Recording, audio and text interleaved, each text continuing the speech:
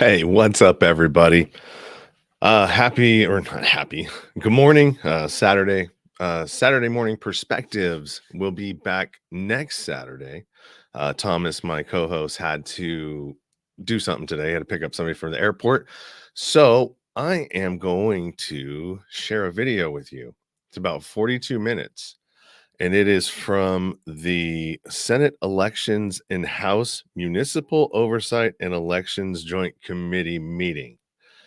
And this is a shocking video, if it's true, or the video is true. But if what the person who's speaking in this video says is true, and all of the information that she presents in this video, that is pretty compelling, I'm going to tell you.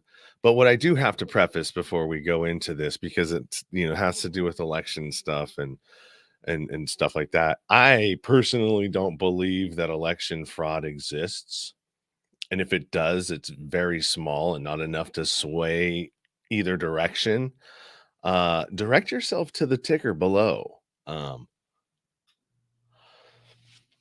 I would have to say that I'm not sure I agree with what's in this video, but I would definitely like to play it for you so you can see. And I must preface again, election fraud does not exist and it's not a thing. There's no steal in elections.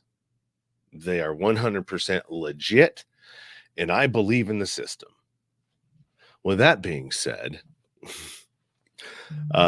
yeah, with that being said, I'm going to go ahead and play this for you. It's 42 minutes, and I believe that it will captivate you and definitely keep your attention. All right, so let's go ahead and switch this. Oh, let me just play this right here. And you may see me bouncing in and out, so don't mind me. I'm going to make myself almost invisible. Said that right. And the title of her report is Preliminary Findings of Activities Impacting Arizona's Election Integrity with specific focus on the 2020 and 2022 general elections.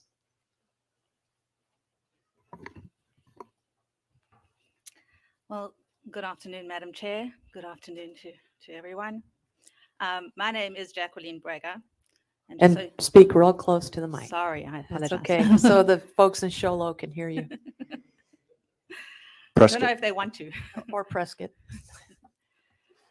Just to tell you a little bit about myself, I do have a master's degree in marketing, honors degrees in financial accounting, business statistics, economics, and business strategy. So I've been a resident of Scottsdale, Arizona since 1997. And I own the Feinberger Insurance Agency, which is a farmers insurance agency in the Valley. Since 2019, I've been a principal investigator with the Harris Thaler law firm. We have been investigating multiple multi-state racketeering and corruption. John Harris Thaler is our senior attorney, and he is in charge of this investigation. Mr. Thaler has been practicing law for 32 years. His firm specializes in investigating racketeering and corruption for both the public and the private sector, and he has participated in some of the largest investigations, both in the US and abroad. But with respect to the current matter at hand, in 2006, the US Attorney's Office in Illinois, Idaho, and Indiana investigated the laundering of drug cartel monies through a complex series of single-family home purchases in those particular states. By 2009, numerous real estate agents, escrow companies, and title insurers had been indicted, charged, and convicted of racketeering. And in 2014, our office was asked to review the case file. The reason for this was whether we were asked to determine whether monies from the sale of the properties had filtered to properties purchased in Arizona, specifically in the Maricopa and Pima County. we concluded that several real estate agents convicted in Iowa had set up laundering systems in Arizona, and thereafter had transferred the proceeds of sales to the Panamanian corporations. In 2018, Mr. Thaler discovered, incidental to a completely independent matter, a series of trust deeds evidencing that cash laundered through single-family residences in Arizona was pervasive and ongoing. With that, a new investigation began, with the focus being on money laundered and related racketeering activities in Maricopa County, and as well as in several other Arizona counties. We are currently represent several parties directly damaged by these racketeering activities.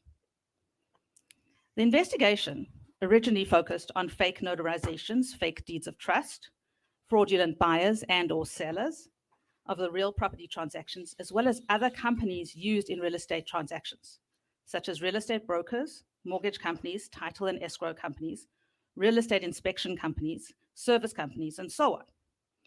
Over 120,000 documents have been reviewed to date.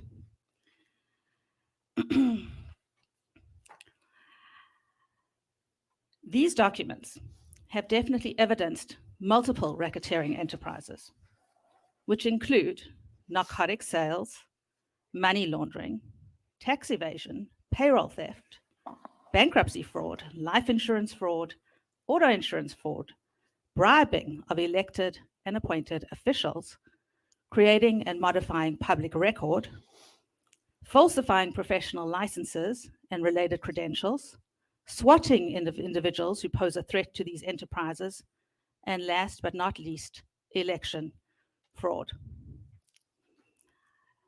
I walked in and heard briefly that you spoke about a compromised computer system. Well, that is something I will be addressing in quite some detail.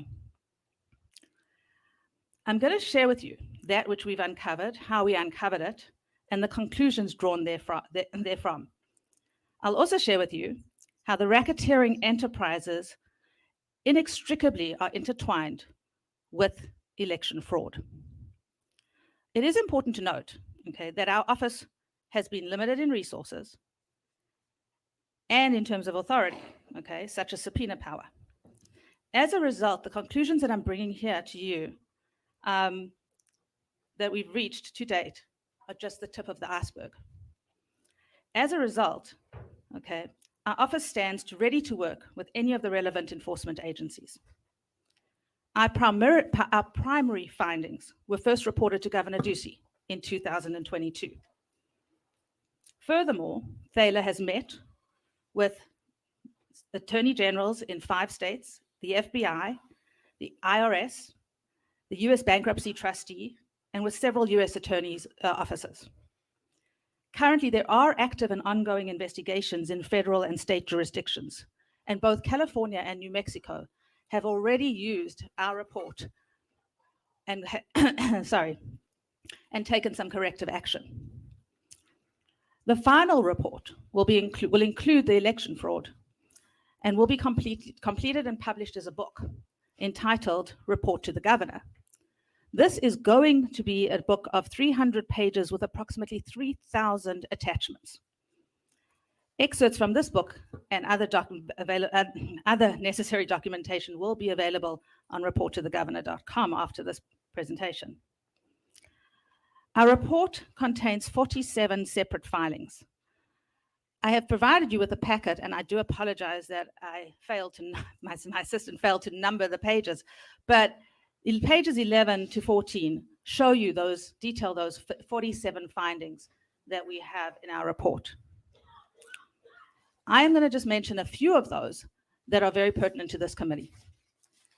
As I mentioned, beginning in Illinois, Idaho, and Iowa, in the early 80s, cash earned or otherwise collected in the sale of illegal narcotics and human trafficking activities conducted by the Sinaloan cartel had been laundered through the purchase of single-family residences.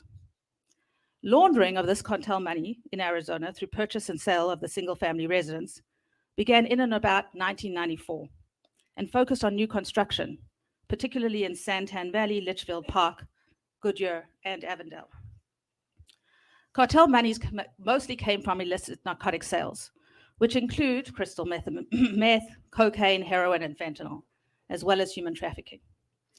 In addition to purchase and sales of single-family residents, cash is laundered through inflated and falsified construction invoices, falsified charitable donations, tuitions paid on fake students allegedly attending private trade schools, and falsified bankruptcies.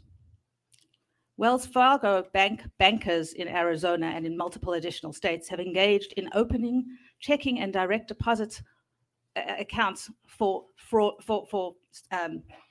phantom people. Resources, including city government officials and agencies in Mesa, Arizona has also been integral in the laundering activities. Since 2010, money laundering has exceeded $7.5 billion. In Arizona, laundered cash is used in part to bribe elected and appointed public officials and their support staff. The principal preparers of the documents necessary to effect the racketeering enterprise are Donna Ray Chavez, a resident of Mesa, and her daughter, Brittany Ray Chavez. To date, more than 10,000 falsified documents have been recorded with the Maricopa County Recorder's Office. We estimate that more than 35,000 warranty deeds and trust deeds evidencing fraudulent transactions exist in the database. The number of falsified notarizations exceeds over 15,000. Donna and Brittany participate in racketeering activities, which also include facilitating the bribes to the public officials, tax evasion, payroll theft, bankruptcy fraud, insurance fraud, and extortion. The City of Mesa is a racketeering organization, as that term is defined in 18 USC section 1961. To protect the enterprise, civil rights are systemically violated to preserve racketeering activities. Fines and outrageous cash bonds are used to collect monies, which are then skimmed and redirected into the racketeering enterprises. The City of Mesa Police Department operates within it a private police department that is used to support and protect racketeering enterprises. Officers participating in this force are compensated with monies paid through the phony mortgage schemes and other related schemes. Officers operating within this private force systemically violate our Fourth Amendment rights by breaking and entering into private properties, wiretapping, computer hacking, cell phone hacking, and by using related surveillance techniques without warrant. Officers also plant evidence and hide exculpatory evidence.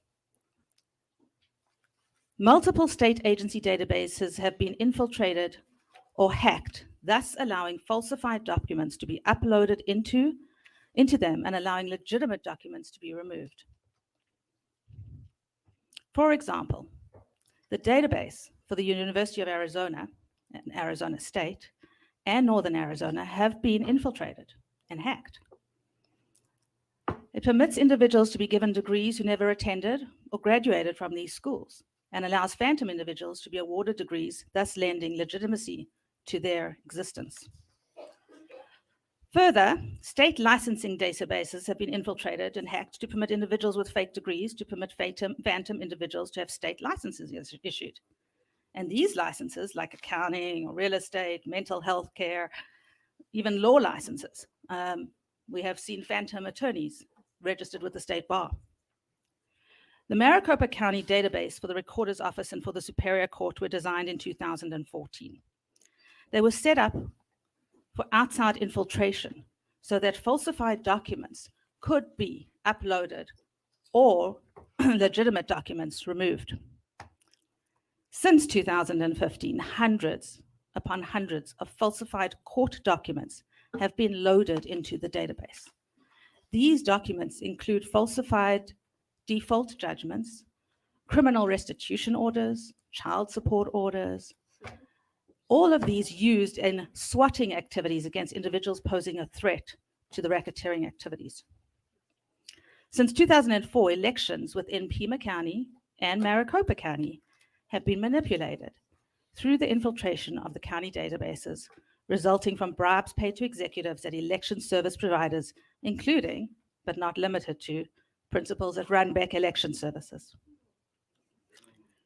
In addition to impacting local elections, bribes and infiltration were used to affect the outcome of the races during the November 3rd, 2020 election, including the outcome of the race for Maricopa County Recorder and the outcome of the November 8th, 2022 election, race for Governor, Secretary of State, and Attorney General. Public officials who have received bribes include multi-state office holders, State House and State Senate, local office holders, county supervisors, judges in the Maricopa Supreme Court, judges of some city courts, including 2 presiding judges, judges' assistants, prosecutors within certain cities within Maricopa County, prosecutors for Maricopa County, peripheral legal specialists, including attorneys, approved mental health care providers, as in court-appointed advisors and related specialists. In the Superior Court of Maricopa County and Pinal County and Pima County, at least 25% of the active judges have accepted bribes in exchange for protecting the racketeering activities. Bribe payments generally begin before the individual is even appointed to the bench. Bribes are usually paid as an incentive for the attorney to leave their private practice. By way of example, Mesa City Prosecutor's Office routinely files charges and convicts innocent individuals who knowingly or unwittingly pose a threat to the racketeering enterprise. With respect to judges in the Mesa City Court, Judge Tatz, Judge Alicia Lawler preside over these invented cases filed by the city prosecutor, falsely convicting and sentencing the defendant. In the Maricopa County Superior Court Family Division, child custody evaluators, commonly known as court-appointed advisors, routinely accept bribes in exchange for favorable reports. Bribes are often facilitated by attorneys representing one party. But let me explain. As I stated earlier, in 2018, Mr. Thaler found trust deeds recorded with the Maricopa County Recorder Office, evidencing money laundering and tax evasion. These documents, as I mentioned, were prepared by both Brittany and Donna Chavitz. Both of them are connected to the real estate agents suspected of setting up the home purchasing laundering systems in Arizona. Their principal employer was and is the Sinaloa and Contel. Today, we know that their participation in the creation of documents necessary for the criminal enterprise runs more than 25 years and includes facilitating bribes to public officials. Our initial discovery included more than 100 fake trust deeds and warranty deeds in Maricopa County, where either Brittany or Donna executed the document as either buyer or seller, or as the notary under an assumed name. At least half these documents purported to be executed by married individuals. The discovery of the falsified deeds led to the discovery of additional racketeering enterprises, including, but not limited to, as I've mentioned, insurance fraud, payroll fraud, and bankruptcy fraud. It also led to the discovery of the extortion schemes I've already mentioned.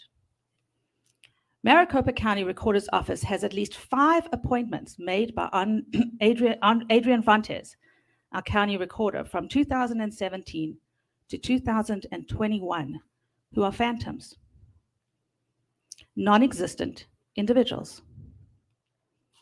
These phantom individuals hold positions related to election services. Further, during the same period, the office has at least 15 individuals whose appointments were falsified and thereafter kept hidden from the public during the 2020 election cycle. The appointment documents for all of the above individuals have forged signatures, falsified clerical signatures, which means that the tracings from a signature stamp, and fake dates. These falsified notarizations were made by Brittany. Said falsified clerical signature and date were made by Donna Chavitz. I'll be sharing examples of this in a few minutes. In addition to election fraud, manipulation of the city and county databases include falsified default judgments, restitution orders, child custody orders, and so on, as I've explained. Brittany and Donna have also been able to forge signatures of judges. Well, that summarizes the findings, at least those that pertain to you guys, of the book. But as I stated, the parameters of our investigation did not originally include election fraud. It's important to note that we do not have, we do not represent any political candidate or political party or political action committee or any similar organization or individual. Mr. Thaler himself did not vote in 2022. He's not donated to any party. In November 2019, Brittany approached Mr. Thaler and his colleague, Attorney John J. Stanley, with a request that they obtain for her WITSEC protection. However, prior to obtaining approval, Brittany was threatened in such a manner that she broke off direct communications with our office. She has continued to surreptitiously provide evidence concerning these criminal activities. In October 2020, shortly before the November 3rd election, Thaler was provided certain information. First was evidence that the Maricopa County computer database had been designed with various backdoors, allowing us outsiders to infiltrate it and to change the data. Second was the identities of bribed recipients, which included elected officials. And third, on October 26, 2020, Thaler's team discovered approximately 25,000 falsified ballots being held and with a significant sum of cash in a private residence in Mesa, rented to Donna Chavez. I do have a declaration in your packet that you've been provided detailing that. The investigation into election fraud is not limited to the state of Arizona. However, where Arizona is concerned, a plethora of individuals are implicated in the fraud, including elected and appointed officials, and as I've already mentioned, Runbeck Election Services, the service provider to Maricopa County. The Maricopa County database has absolutely no integrity whatsoever. Let me explain. I chose to share with you my investigation of Katie Hobbs by way of example. But for purposes of this exercise, I could have pretty much selected any of those individuals that are listed on your in your packets on page 70. I apologize that you don't have a page, but you'll see that it's near the end of the book. When our investigation leads to a name of a particular individual that we suspect to be involved in this racketeering activity, these racketeering activities, we research their deeds of trust, which are recorded with the Maricopa County Recorder's Office and publicly available. If there is an unusual amount of deeds of trust for that individual, and if there are deeds of trust for the same or similar named individual, or with multiple varying middle initials, we dig further. In the case of Caitlin Hobbs, please look at page 17 through 50 in your packet. I have shared with you 11 deeds of trust in the name of Kathleen M. Hobbs and Patrick T. Goodman. However, when we looked at the deeds in your packet on page 51 to 64, these have similar names, but we've discovered that they too were compromised. In some cases, we review deeds of trust filed under a spouse or a child or parent or business partner, just depending on the specific circumstances. When the writings match that of Brittany and Donna, we can determine that when we can determine that the notarization is fraudulent and or the buyer and or the seller signatures are fake, we know the deed is fraudulent.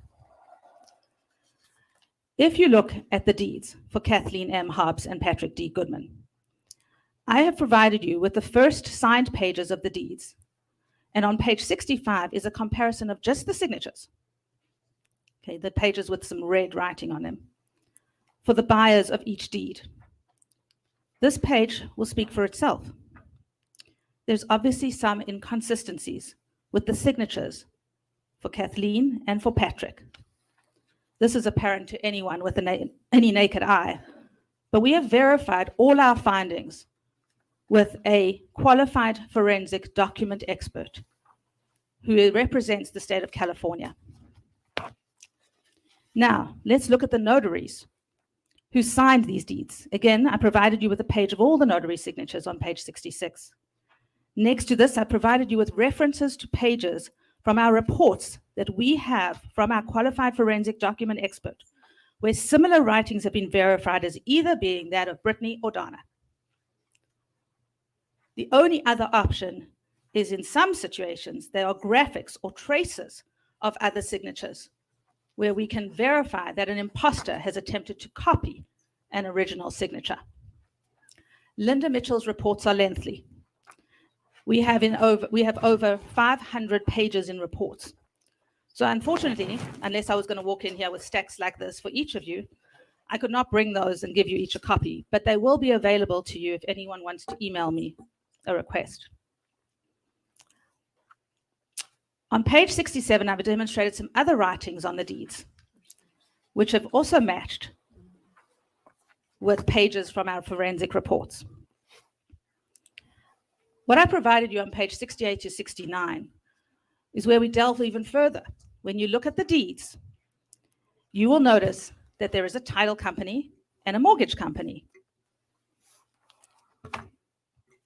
As is pretty evident, the writings on the document filed with the Corporation Commission for these entities is also that of Brittany or Donna.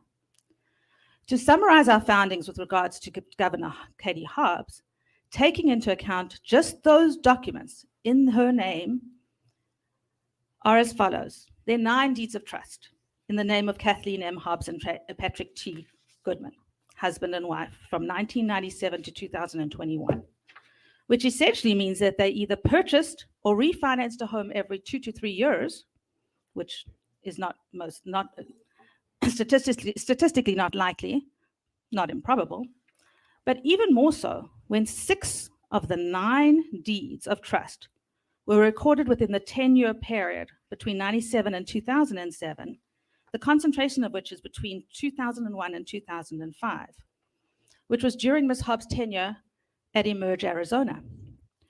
When researching the documents filed with the Corporation Commission for Emerge, Arizona, we found that these documents evidence hand signing and hand printing that belongs to Brittany and or Donna.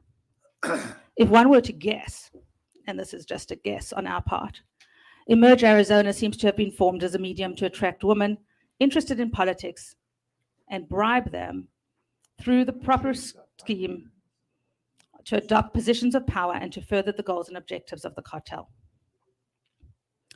Most of these deeds have been fraudulently notarized, meaning that one or multiple parties' names in the transaction are either not present or do not exist at all.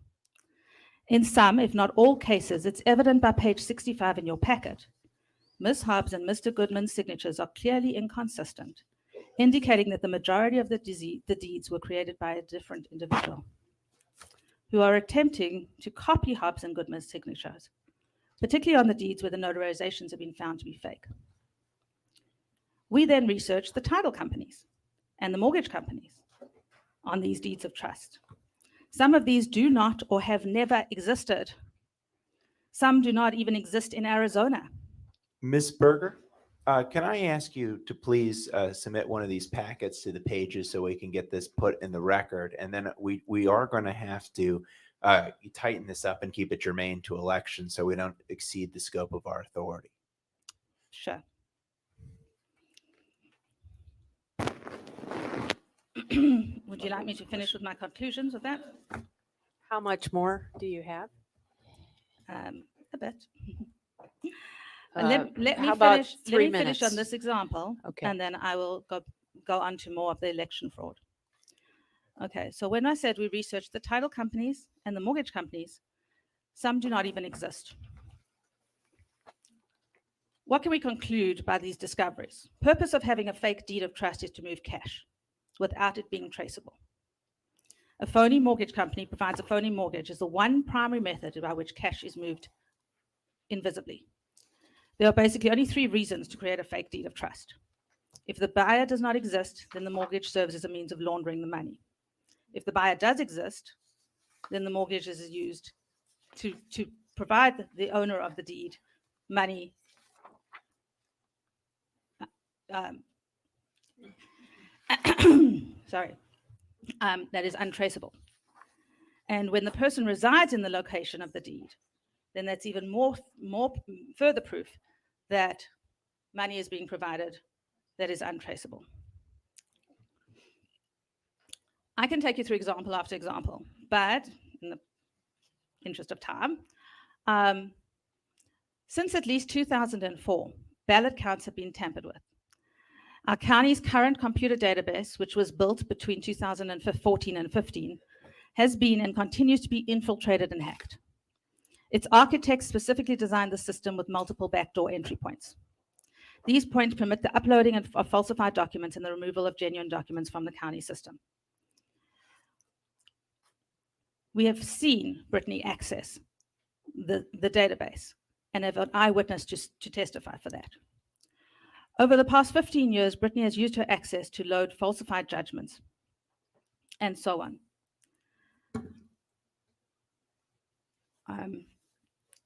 Beginning in 2017, the access points have been used to change vote totals and thereon election results.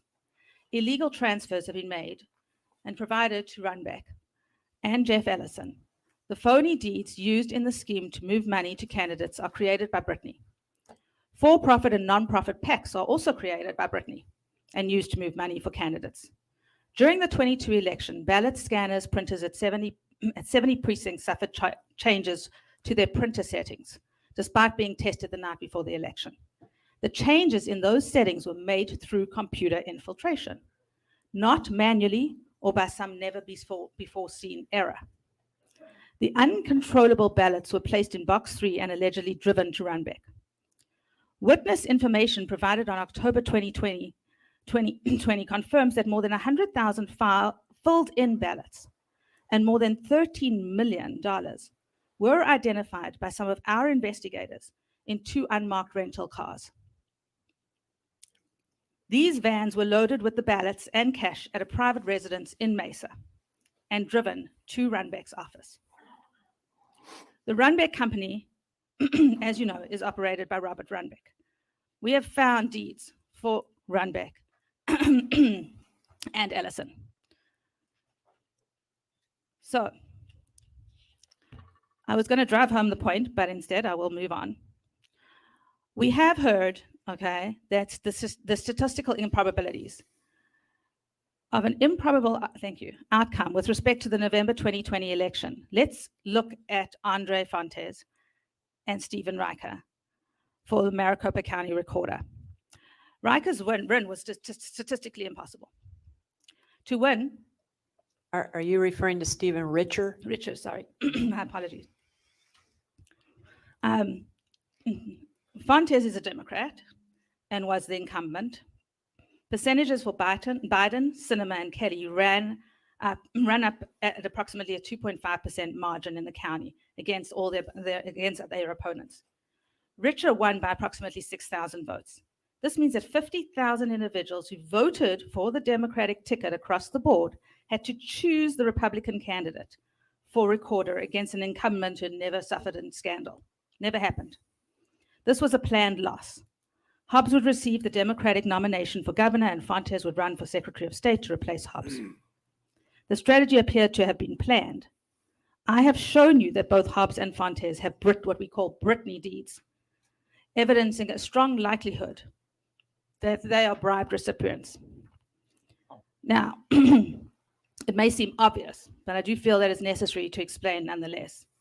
Given that Arizona is a border state and that drug smuggling and human trafficking is a billion-dollar business, it would appear that having our elected and appointed officials ensure that the cartel enterprise remain open for business would be paramount. The cartel invests substantially to ensure that the right people are in key positions so as to further their objectives. The fix for 2020 and for 2022 started in 2017 with appointment to election positions of individuals being bribed through the mortgage scheme and through monies being laundered by the appointment of phantom individuals. The problems with these documents are many. If you look at your pages 71 and 76, the recorded appointments from Fontes, which were notarized by a Jessica York, first, the handwriting and handprinting of Jessica York have been identified as belonging to Brittany by our forensic document expert. Secondly, the York signatures are the same handwriting, but not the same style. And that change of style exists even when the documents were allegedly signed on the same day. You can see the June 4th documents. The December 9th date and the clerk handwriting matches Donna. The signature of the clerk at the bottom is actually a tracing of a signature stamp. The time between the signature and the notarization and alleged execution of the clerk and thereafter the recorded date evidence forgery. Normally, it's a 2 to 3 turnaround time. These took multiple months, and all were allegedly clerk executed and recorded after the election certification. I have example after example where things do not add up. In addition to state representatives, there are 3 of the 5 Maricopa County supervisors have also recorded documents evidencing the acceptance of bribes. Further, we've investigated PACs relating to state office holders and dark money transactions relating to said PACs. From late 2018 to 22, a significant number of questionable real estate transactions were facilitated by several law firms, including partners at Perkins Coie. Mr. Thaler would be here himself presenting this information, but there have been multiple attempts on his life. Thaler was driving from Arizona to California when suddenly he lost control of his vehicle. Upon investigation, it was discovered that his tire was purposefully slashed by a straight-edge knife, about 4 to 6 inches. The cut was made at such a location on the outer side of the tire where the tire would not lose air, but instead would degrade to a point causing catastrophic failure, most likely at high speed. Again, declaration is included in your packet. The reason I mention this, and the only reason I mention this, is because a similar attempt was made on the life of Carrie Lake's daughter during her campaign. To date, 6 attempts have been made on Thaler's life. In Arizona, public officials accepting bribes include members of the legislature, the executive branches of the state government, more than 24 judges on the Maricopa County Superior Court, at least 2 judges in the city of Mesa Court, at least 1 judge in the town of Gilbert, the mayor of Mesa, 5 members of Mesa City Council, several police Madam Chair, officers. point of order. This is not the appropriate place to be alleging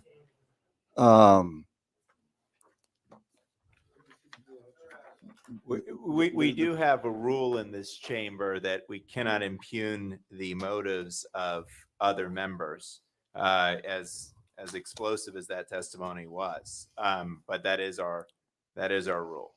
Okay, so what we're going to do is this. I need you to wrap up in terms of impact to the election. Thank you.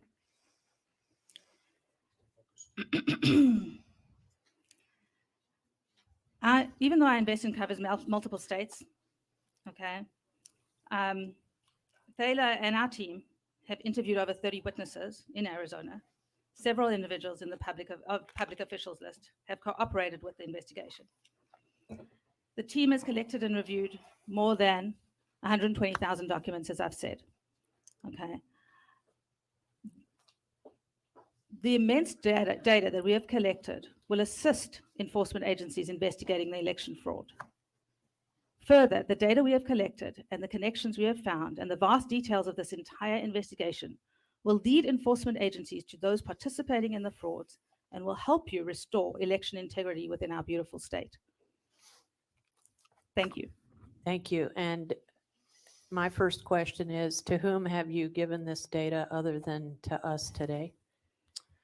As we said, the report was given to Governor Doug Ducey in May of 2022, so he has been made aware. As I've mentioned in my presentation, FBI, some of the other attorney generals, especially in New Mexico and California.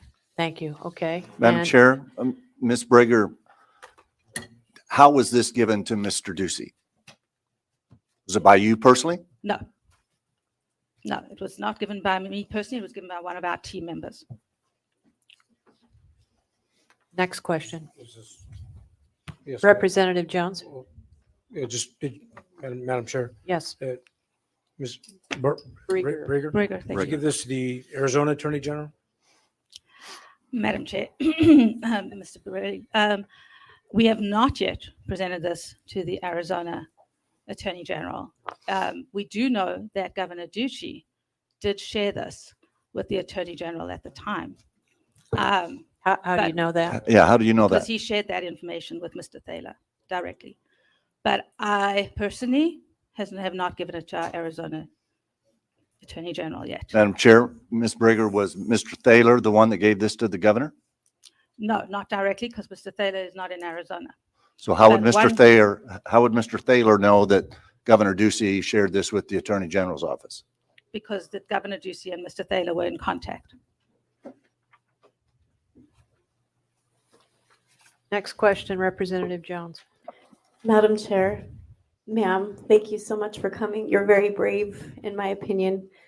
My question is, and I guess it's a question for clarity, how this is, in my opinion, related to the election is what you're stating is potentially many people, elected officials here, have potentially been bribed or blackmailed to get certain election results. And I think the people have the right to hear that because the people in Arizona right now crave truth.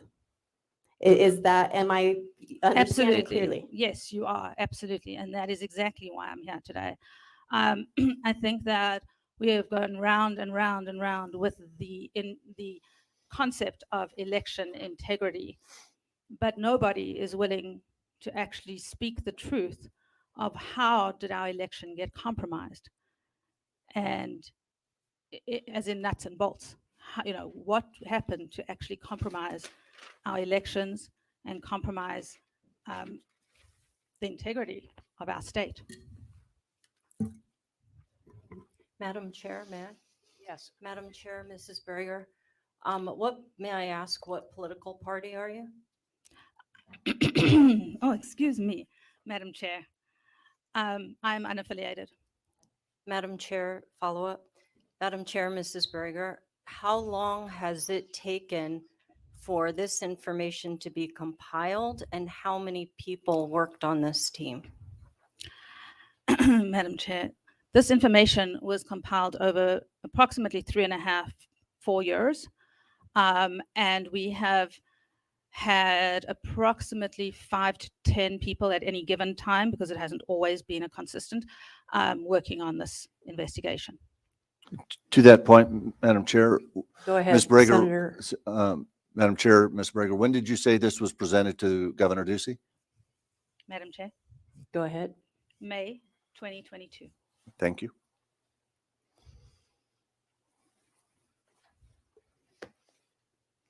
Any other questions? Yes, Madam Chair, Ms. Brigger, would you provide a copy for the committee that has the pages annotated, please? Absolutely. I will Thank do you. so.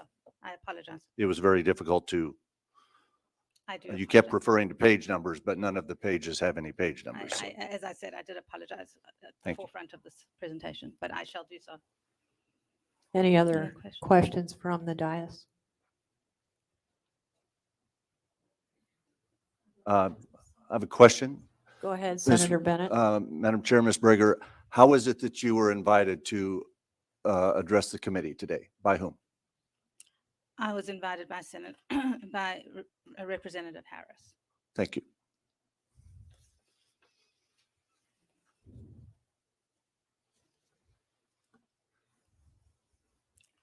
Any further questions? Thank you, Ms. Brager. You're a brave woman.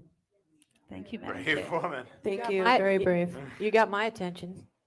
Thank you, Madam Chair. Thank you. Madam Chair, permission to play the constituent video? Affirmative. So, holy shit.